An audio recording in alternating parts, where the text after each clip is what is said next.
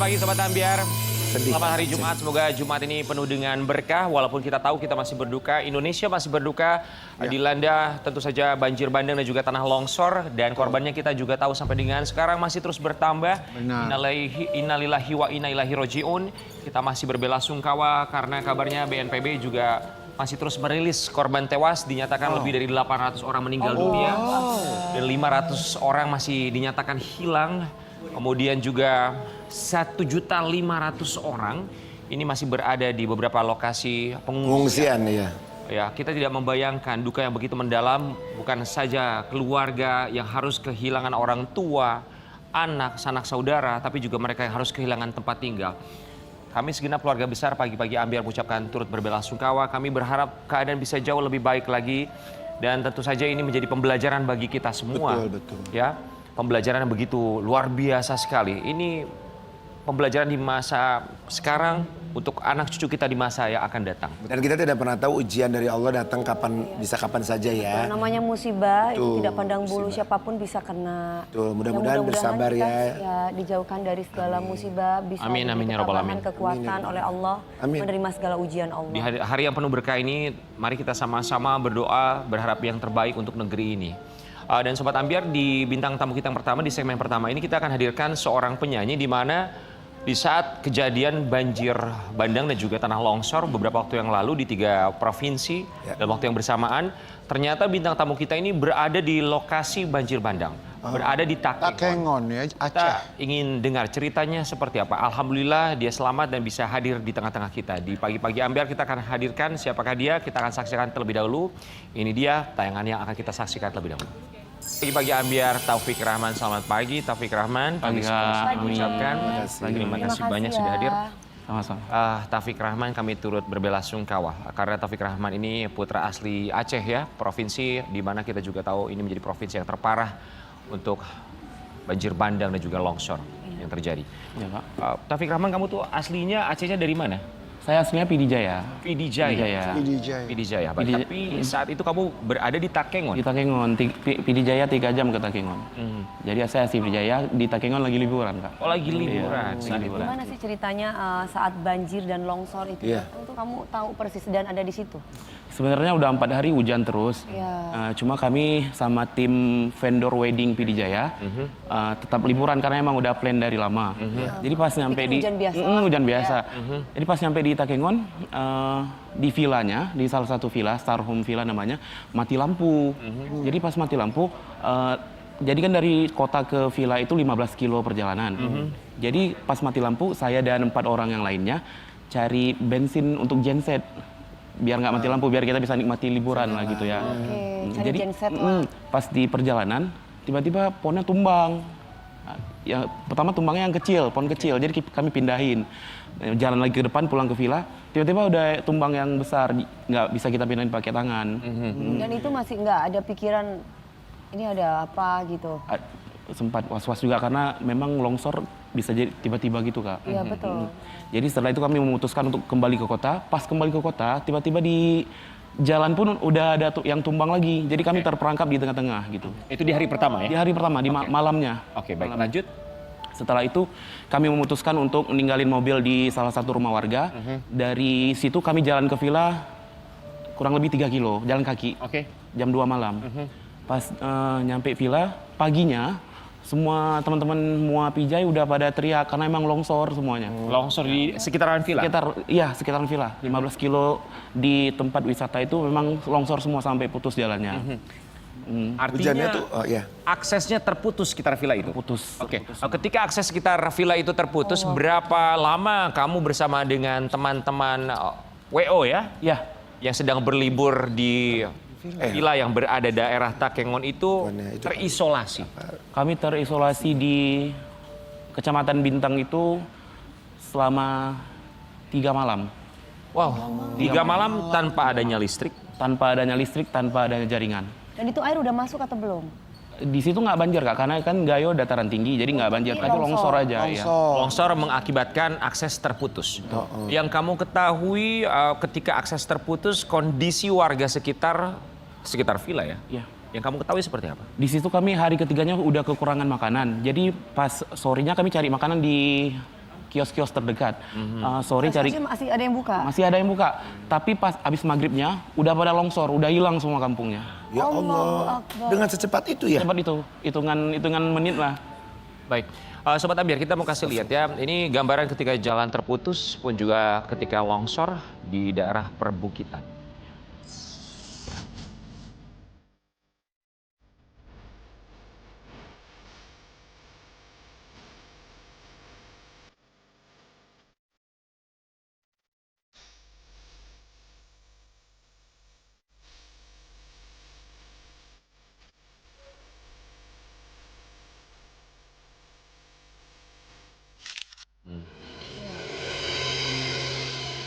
Berarti kalian menyaksikan betul-betul longsornya ya? Ya.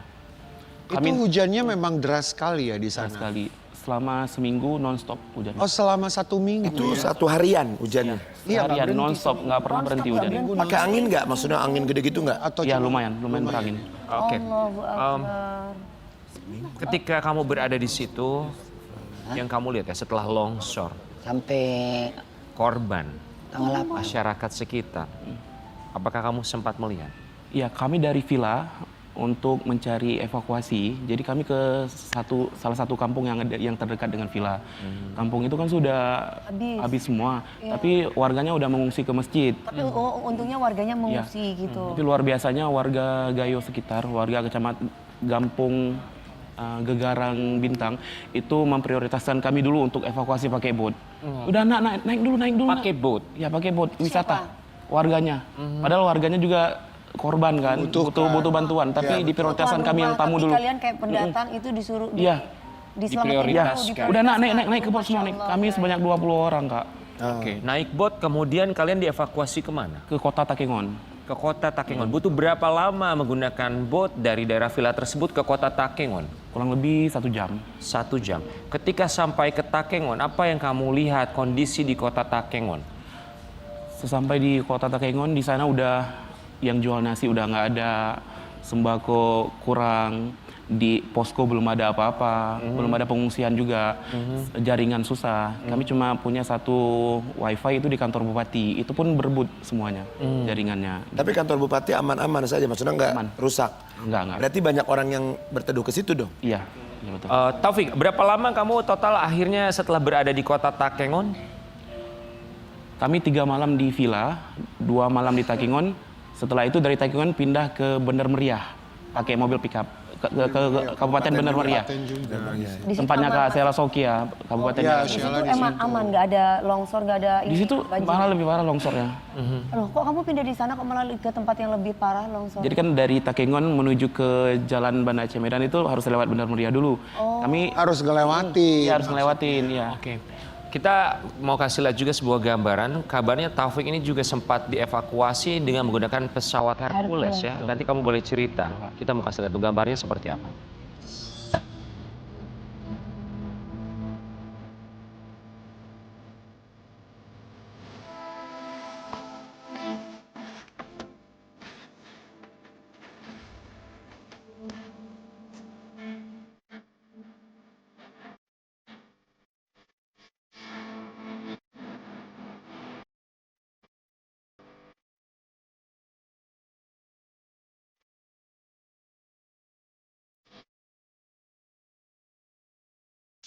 Allahu Akbar. Baik, ini yang menggunakan pesawat Hercules dievakuasi dari mana ke mana? Dari Bener Meriah karena yang ada airportnya di Bener Meriah. Jadi kami 3 malam di Bener Meriah. Sebenarnya udah antri 2 hari untuk naik Hercules. Wow, Udah antri 2 hari. antri. Udah antri 2 hari untuk naik. Dari Banda Meriah itu kemudian tujuannya atau landingnya kemana? Jadi di situ kami udah nangis-nangis lah di bandara, udah hampir putus asa. Jadi dari Bandara Rembele Bener Meriah, landingnya nggak langsung ke Polonia Medan, karena memang lanutnya di situ. Polonia Medan. Wow, ternyata ini untuk dievakuasi pun butuh waktu untuk antri sampai berhari-hari. Ya, sampai berhari-hari. Oh, dievakuasinya ke Medan ya, bukan ke Banda Aceh ya? Bukan ke Banda Aceh. Karena Banda Aceh juga situasinya sama. Iya, sama juga. Tapi ke Banda Aceh Agak mending, lumayan kan? aman. Saya mau tahu ya, ini tuh ketika dievakuasi, kamu cerita bahwa untuk dievakuasi dengan menggunakan pesawat Hercules saja butuh antri 2 hari. Iya. Itu gimana kondisi di Bandara Maria? Orang untuk mengantri aja pasti mereka sudah putus asa. Mereka tahu kondisi rumah Tapi di udah pasti kampungnya sudah dijamin hancur. Bak bisa naik pesawat itu. Belum dijamin. Kami dapat bantuan dari Kolonel Alfian. Dulu dia pabung di PD Jaya di kota saya. Jadi dapat bantuan untuk naik ke Hercules. Baik. Keadaan di bandara sangat mencekam sekali karena memang bandara jauh dari tempat jual makanan. Ya, makan kalian gimana tuh? Makan kalian? Makannya Di saat akhirnya selama seperti 3 apa? hari itu. Kami makan 1 piring rame-rame. 1 piring rame-rame. Kami dapat nasi dari kantor PMI. 1 piring kami makan rame-rame. Sampai 10 orang. Kenyang nggak kenyang ya? Ya kadang-kadang waktu lapar tiba kami pakai makan mie instan gitu. Mentah-mentah gitu. Sampai gitu. Tapi alhamdulillah masih bisa makannya walaupun cuma mie instan. Alhamdulillah. Terus kamu bisa sampai ke Jakarta ini gimana? Ke Jakarta karena memang Keadaannya keluarga gimana di sana? keluarga di PD Jaya memang kalau di PD Jaya banjir sampai atap rumah. Kalau keluarga Taufik insya Allah alhamdulillah aman. Cuman keadaan di kota sekarang sudah mencekam. Mencekam sekali, bantuannya kurang, rumahnya sudah jadi daratan baru. Tanah semuanya. Ya, di tanah semua jadi daratan baru. Karena longsor Tapi masih itu hujan ya? terus Karena ya? banjir. Karena banjir ya? Masih hujan terus sampai sekarang. Iya. Di Jaya ada siapa saja sekarang keluarga kamu? Keluarga semua lengkap, mama, adik-adik, keluarga yang lainnya. Apakah keluarga kamu ada yang sekarang ini tinggal di pengungsian? Iya, ada. Siapa? Bukan mama sih, ada keluarga yang lain. Keluarga lain. Iya. Baik, kita juga mau kasih lihat ini banyak korban kelaparan karena sudah berhari-hari masih belum juga mendapatkan bantuan. Kalau Anda nanya kenapa, kami pun bingung kenapa. Ini dia. Oke, kalau di PD yang kamu ketahui keluarga mendapatkan bantuannya seperti apa? Karena kamu putra daerah PD Jaya ya?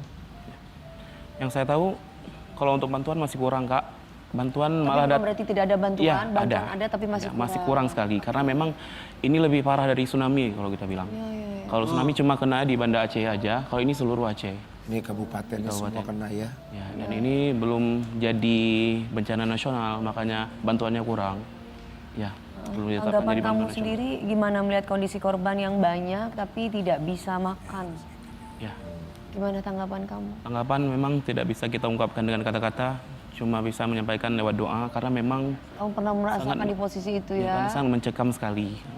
Apalagi di Aceh Tamiang sekarang. Di Aceh Tamiang memang aksesnya putus, masih banyak korban yang belum dievakuasi dan bantuannya sangat kurang sekali. Palingan dari para influencer dan jurnalis yang udah ke sana. Ya. Tapi pemerintah juga sudah. Sudah. Ya kan? Tapi masih kurang. Kami ucapkan terima kasih banyak untuk para konten kreator, Ya, public luar figure. biasa. Najwa Shihab pun sudah bergerak Ya, betul. ke Aceh kalau Najwa Shihab langsung ke sana. Kemudian juga Ferry Irwandi luar biasa 10 miliar rupiah hanya dalam waktu yang begitu singkat sekali dan sudah mulai membagikan ke beberapa tempat. Pras Teguh pun terima kasih banyak, beberapa nama lainnya. Denny Sumargo pun 500 juta, kita lihat postingan di media sosial. Kali ini kita mau kasih lihat, ini ada bantuan yang kita harapkan bisa segera diterima oleh masyarakat di 3 provinsi yang terdampak. Akses masih sulit, 20.000 ton bantuan di Aceh belum bisa disebar. 20 ton di Aceh belum bisa disebar. Akses masih sulit itu gimana? Kan kamu putra daerah Aceh ya, Ya, Kak. kamu lahir dan besar di sana. Betul, Kak. Pasti kamu mendengar begitu banyak sekali cerita dari teman-teman kamu. Apa cerita teman-teman kamu yang mungkin kamu bisa bagikan untuk kita semua di sini agar barangkali pihak terkait juga bisa mendengar? Keluh kesah dari mereka sih, semua rumahnya sudah jadi tanah, jembatan putus, makanya akses kurang ya, karena banyak jembatan yang putus, jembatan Kutablang, jembatan Merdu. Jadi itu kan jalan Medan Banda Aceh, maka terputus minyak juga kurang, bensin kurang, gitu. Sebagai putra daerah, lahir besar dan bangga akan daerah kamu, orang yang berasal dari wilayah bencana. Dalam pikiran dan dalam hati kamu melihat ini itu, apa yang ada dalam benak kamu? Saya berharap untuk para pemerintah bisa lebih gerak cepat dalam menangani bencana ini karena memang ini lebih parah dari tsunami, lebih parah dari yang sudah dialami oleh masyarakat Aceh tahun 2004. Karena memang banyak sekali orang tua yang kehilangan anaknya, Iya. anaknya yang kehilangan orang tua, Karena banyak juga lansia-lansia yang dalam rumah yang sudah tidak bisa jalan, tiba-tiba harus mengalami banjir yang begitu besar. Dan juga banyak yang kehilangan rumah, Kak. Banyak sekali yang kehilangan rumah dan sekarang nggak tahu mau ngapain karena memang tidak bisa dibersihkan lagi, sudah jadi tanah semuanya. Sudah jadi tanah, bukan cuman tanah yang bisa dibersihin, tapi memang tanah yang keras sampai atap rumah. Tapi kamu dan teman-teman sempat tidak melihat bantuan-bantuan itu datang dan diberikan kepada mereka dalam bentuk apapun, mau makanan, transportasi, Ada kan, Mas, evakuasi. kayak beras, Ya, kayak ada. Ada ya? Ada, termasuk yang Hercules kan ngantar bantuan sebenarnya. Oh iya, salah Iya. satunya itu ya. Hercules antar bantuan. Jadi pas pulangnya kami nebeng gitu. Sobat Ambiar, ini juga menjadi viral di media sosial. Sayangnya harus viral dulu ya. Iya. Kesedihan ini. Apakah harus viral kemudian mendapatkan perhatian? Seorang anak yang harus menyewa alat berat untuk mencari jenazah ibunya. Alhamdulillah ditemukan, walaupun dalam keadaan sudah tidak bernyawa. Masih menggunakan mukena. Kita saksikan. Ya begitu banyak korban yang harus kehilangan keluarga ya. Ya, Sosial itu media ada tuh dia lagi ngangkat ibunya. Betul. Dia pakai mukena. Tapi tidak bisa kita tayangkan ya. Buat Taufik, seberapa banyak atau mungkin ada cerita teman-teman yang kehilangan anggota keluarganya atau barangkali sampai dengan sekarang belum juga ditemukan dan masih terus mencari? Banyak sekali, Kak. Mungkin yang dulunya teman sekarang hilang tanpa kabar. Ada teman kamu? Ada. Ada. Di Merdu ada. Ada Merdu berapa Pidijaya. banyak tahu? Kalau di Merdu saya kurang tahu berapa banyak, tapi lumayan banyak. Apalagi yang rumahnya dekat dengan sungai. Itu parah sekali karena memang air sungai meluap bertemu dengan air laut, makanya parah. Allahu Akbar. Air sungai ketemu air laut. Air pasang, Air ya. sungai aja bisa ini ya, apalagi campur air laut. Ini kalau saya secara pribadi jujur ya, dalam 1 minggu ini tuh saya kalau buka sosial media tuh Gemas ya. pusing kepala saya. Sing, ya. Karena bawaannya duka. Tapi ya ini adalah kedukaan pun harus kita hadapi ya, karena bagian dari kehidupan. Dan kita harus bisa mengevaluasi diri, bukan hanya diri, tapi semuanya kita harus mengevaluasi apapun itu. Pun juga dengan kebijakan pastinya. Taufik, tapi kita yakin banyak sekali kedukaan yang kamu lewati beberapa hari ketika kamu di Aceh. Apa yang membuat benar-benar membuat hati kamu sangat pilu ketika kamu berada di sana?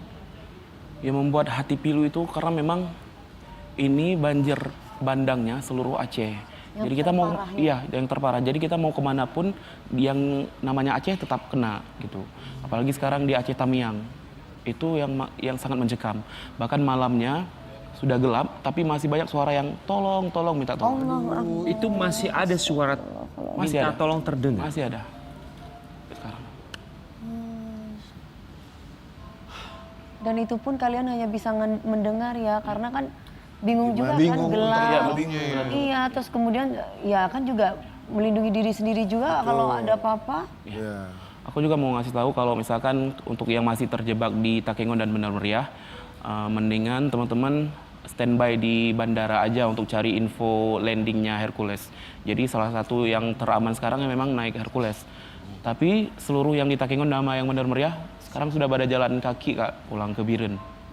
Jadi semua mencoba untuk mengevakuasi diri dengan jalan kaki dari Bandar Meriah ke Biren. Berapa lama jalan dari Bandar Meriah ke Biren kalau jalan kaki? Ada yang 2 hari 2 malam, tapi untuk sekarang sudah dibantu sama, misalkan ini ada jalan putus. Di seberangnya memang sudah ada yang bantu seperti ojek dan pickup. Lepas akses putus. Ya, benar. Sobat Ambiar, kita juga punya sebuah gambar seorang bapak yang mencari anaknya di tumpukan tanah yang longsor, walaupun dia tahu sepertinya anaknya sudah tidak bernyawa, tapi dia hanya mencari sebuah keajaiban. Duka terdalam, duka paling menyedihkan adalah ketika orang tua harus kehilangan anaknya. Dan barangkali ini adalah satu dari sekian orang tua yang harus kehilangan anaknya dalam bencana banjir bandang ataupun juga longsor, bencana ekologis yang terjadi di 3 provinsi ini. Kita masih berharap yang terbaik, dalam arti kata kondisi bisa menjadi jauh lebih baik lagi ke depannya.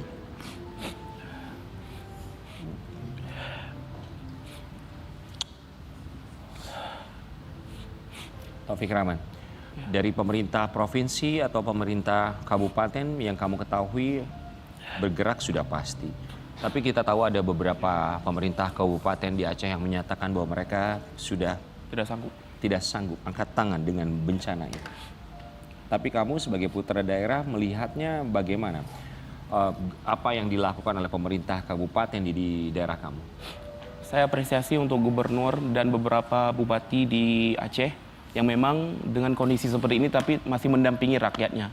Tapi ada beberapa yang memang tidak di tempat. Lari untuk mungkin menyelamatkan diri sendiri. Kenapa kamu bisa mengeluarkan statement seperti itu? Karena memang ada seperti itu, Kak. Keadaannya memang Ada seperti itu. Ada kenyataannya yang Ada kenyataannya seperti itu. Oknumnya seperti itu Ya. ya. Wow. Apresiasi untuk yang masih di tempat walaupun tidak bisa menangani, tapi setidaknya masih mendampingi rakyatnya. Ya, menemani rakyat. menemani ya. Iya. Kita kembali lagi ke PD ya, karena ke PD Jaya.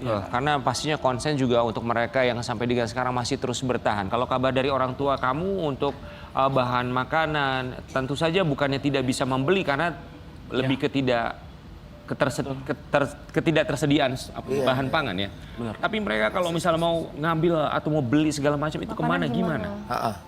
Uang sudah tidak ada artinya, Kak. Pastinya. Udah nggak ada bahan di toko-toko. Toko-toko sudah tidak ada juga ya. Tapi yang kamu bilang tadi itu tempat posko untuk kayak misalkan posko penanggulangan yang bencananya itu ada nggak? Ada, Di mana? Di mana pusatnya kan biasanya suka banyak tuh gede gitu. Ya, mungkin kalau di Merdu Pidijaya ada di sekitaran kota. Kalau di Benar Meriah ada di kantor bupati. Kalau di Takengon juga sekarang di kantor bupati. Kantor bupati Ya, semuanya. ada dapur umumnya. Iya biasanya kan. Nah jadi bantuan ke situ dapur masak umum. sama-sama Iya, betul. makan Bener. itu gitu. Iya betul, Kak. Tapi keluarga kamu di situ atau di rumah? Keluarga saya alhamdulillah aman karena memang rumah Taufik itu agak sedikit tinggi Di mana daerah? di belakang kantor Bupati Pidijaya. Alhamdulillah. Alhamdulillah. Baik, Sobat Ambiar, kita juga punya sebuah tayangan. Ini seorang ayah yang menangisi kehilangannya karena kehilangan istri dan anaknya. Kita nggak kebayang ya, dia harus kehilangan istri dan anaknya seperti apa hancurnya hatinya. Allah, astagfirullahaladzim. Sekali lagi kami turut berbelasungkawa, kami turut berduka cita kepada korban yang harus kehilangan anggota keluarganya, sanak saudara yang mereka cintai. Semoga mereka mendahului kita, husnul khatimah.